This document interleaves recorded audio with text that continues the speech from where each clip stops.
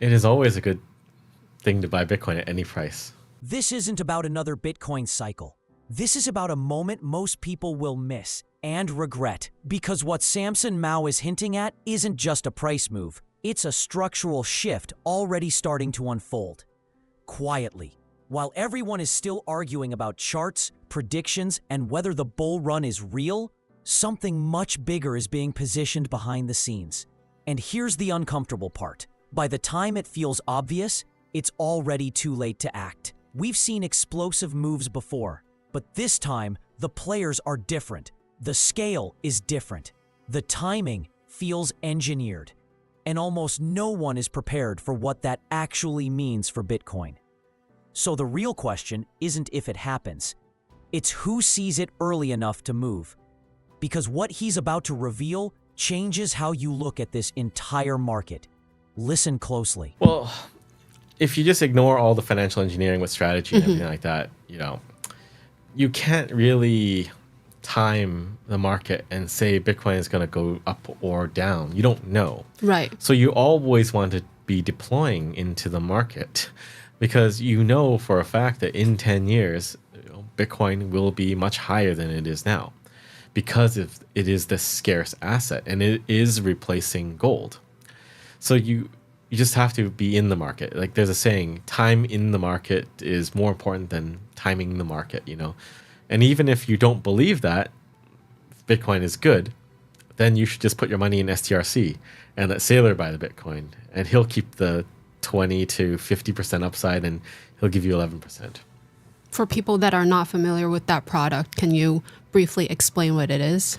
Yeah, so STRC is it's basically a fixed income product.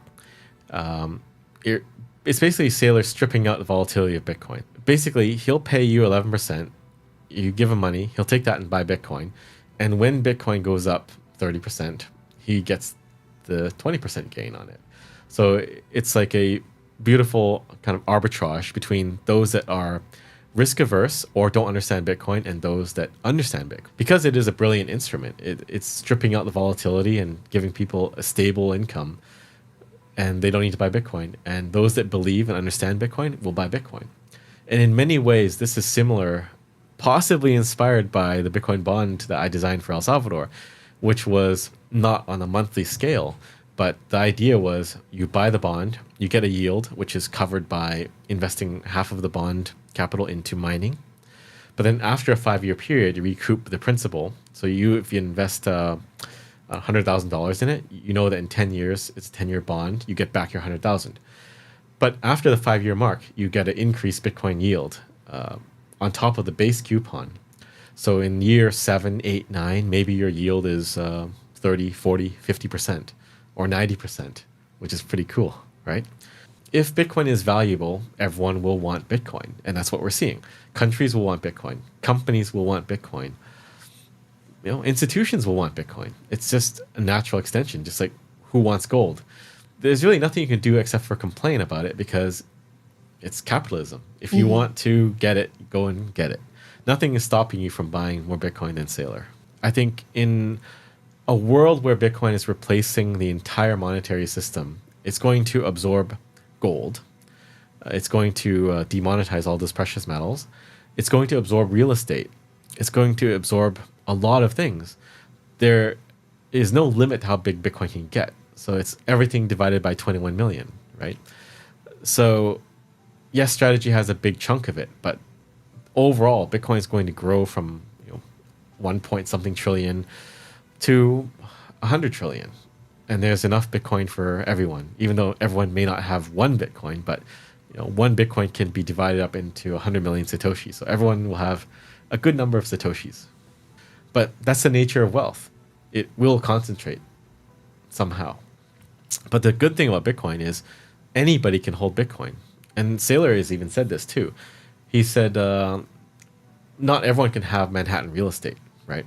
But anyone, even some guy in Africa or Argentina, can buy Bitcoin. There's nothing stopping them other than their own biases or ignorance, but they can buy Bitcoin, just like Saylor can buy Bitcoin. Bitcoin and gold has kind of like lost its correlation. And People are asking if the digital gold narrative is still alive. Gold had a run, and I think it was largely driven by central banks buying it. And, it's normal. Central banks are centralized. They want central assets that they control. Like China bought a lot of gold. Also, some European countries, I think Poland bought a lot of gold too. And I think that largely drove the gold rally, right? But that doesn't really change anything because gold is still not very portable. You can have paper gold, or you can have small amounts of physical gold. And people don't really understand that there is a large drop off when you sell gold. It's easy to buy it, hard to sell it. You might sell it at, generously a 10% discount. Explain that. Because when people buy it, they have to verify the gold, right? So there's a cost to that. But generally, gold is meant for selling, not for buying back, right? I don't know about Taiwan, but in the US, you can buy gold at Costco. Yeah. You can't sell gold at Costco. Right? True.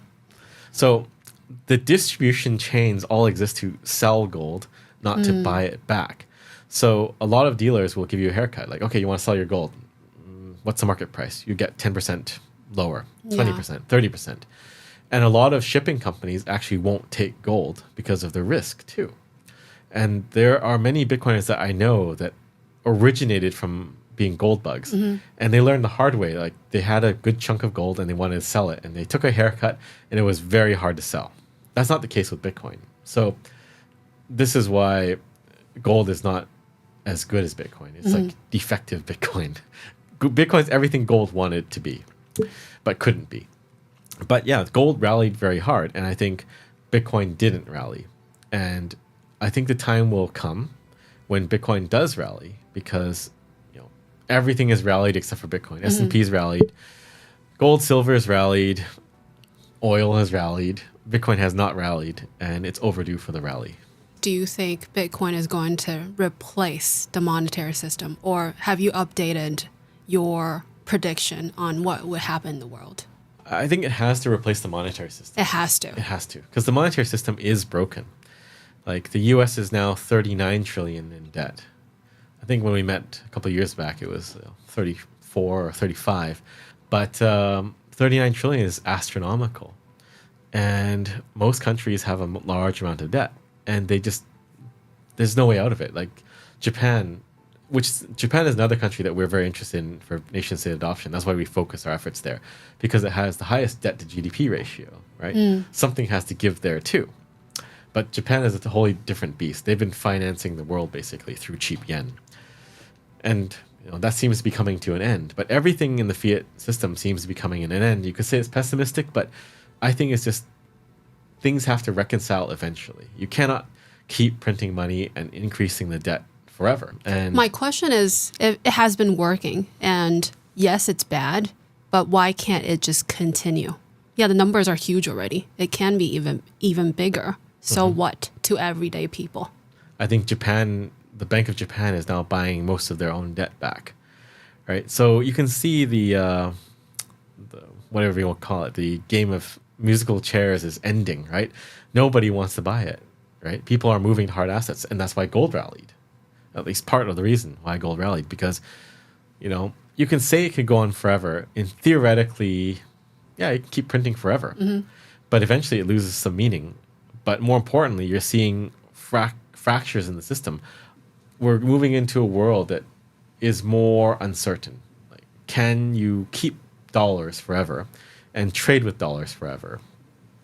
It's this question mark. How does the transition going to happen? Is it, because I'm trying to picture, okay, we're using fiat money, and then all of a sudden people are like, oh, this is not sustainable, and let's add Bitcoin into this picture. How does that work? Nobody knows, but it's going to be sudden. So I think how it plays out is Bitcoin starts to go parabolic. It goes up to 200,000. And then people start to FOMO in because suddenly they're interested again. Okay. Then it goes up to 500. And then you see countries starting to get into it because, oh, guess what? We need Bitcoin now. And then that sends us up to 1 million. And I think there will be a time where the fiat pricing of things doesn't match. So you will be able to buy a house for I don't know, 100,000 Satoshis or something like that. It's going to be a really, really weird thing. But eventually what people will do is reprice things in Satoshis instead of in fiat currency. Tell us about gold candle and omega candle. A God candle is a 10K candle on the daily. And it's actually happened. We've had 10K days in the past. And omega candle is a 100K candle in one day. And we haven't had it yet on the US dollar charts, but we've had it in a few other places. I think Iran had a omega candle, Lebanon has it, Egypt has it in their currencies. But it just goes to show like the world is very turbulent right now. And it's only a matter of time before you see Bitcoin go up 100,000 in a day. And it could be from 150 to 200,000, or it could be from 200,000 to 500,000 in 3 days. Right? That's the level of volatility you should be expecting now. If you go back and look at the chart of the German mark against gold in World War II, the chart is like this over a 1 year period, up and down. I think that's what we're seeing now. We're seeing massive volatility. And the cool thing is the volatility to the downside is muted because we have corporations buying as a buyer of last resort right now. So the only thing is up now, volatility to the upside, which will shock and awe people. And they'll show that, hey, we were right. Well, there's nowhere to go. If you understand everything, where do you store your money, right? You want to buy real estate and get a Dubai happening where you're stuck, right? Real estate is highly illiquid. Even if you tokenize it, it's still like highly illiquid because the base asset is physical on the ground, stuck in the ground. You could buy gold, but again, it's not that liquid unless it's paper gold, but then it's paper gold and it's an IOU. Same for any other metal.